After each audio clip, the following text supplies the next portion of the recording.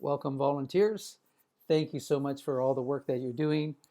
This is a quick tutorial on how to get your hours, which you deserve, whether you need it for school, work, or whatever you need, a reference letter, you can do it yourself. Um, if you do have a particular form that you get from your school or your institution that you need me to fill out, just email it to me and I will fill it out and send it back to you.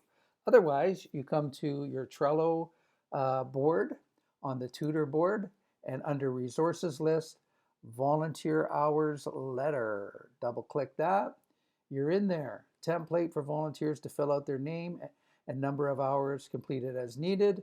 You just open it up and it's on Google Drive, and it looks like it's messed up here, but once you download it, it will look like this.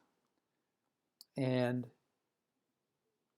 what you do is you change the date if you need to, or who you're sending it to.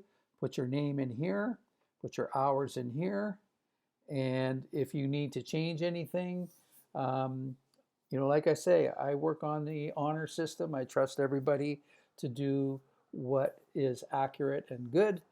My signature is already on here, so you save it. And then what you would do is when you send it to your teacher or your school, just CC me on it at david@tutor.ca.